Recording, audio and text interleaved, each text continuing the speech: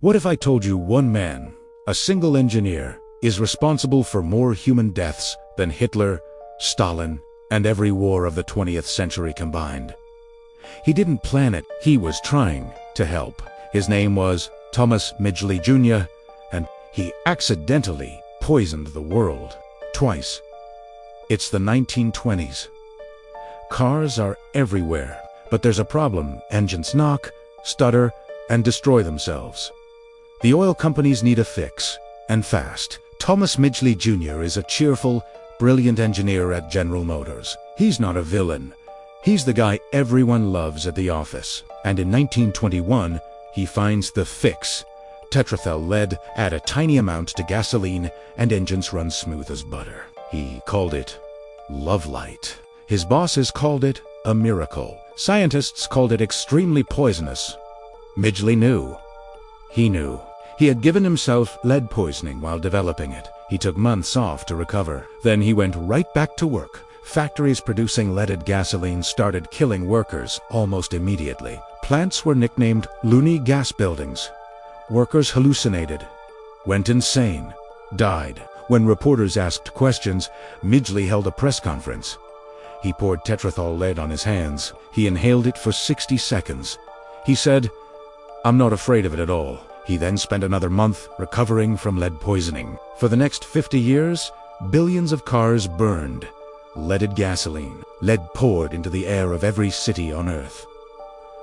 Children breathed it, grew up with it in their blood. Studies now link the leaded gasoline era to a massive, measurable drop in IQ across entire generations and a spike in violent crime rates. One researcher calls it the biggest uncontrolled experiment ever conducted on the human race.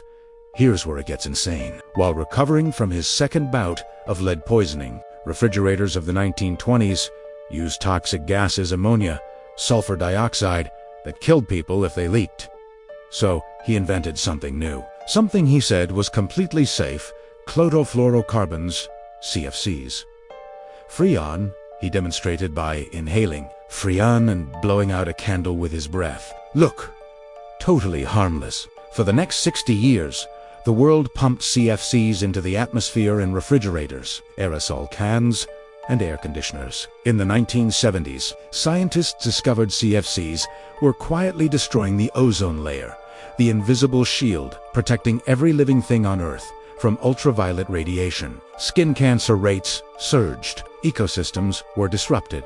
The hole in the ozone layer over Antarctica became one of the greatest environmental crises in history. Historian J.R. McNeill wrote that Midgley had more impact on the atmosphere than any other single organism in Earth's history.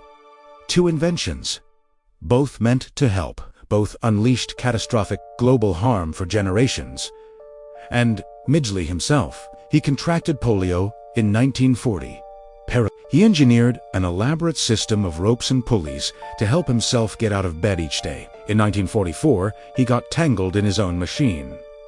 It strangled him to death. By his own invention. Again, Thomas Midgley Jr. was not evil.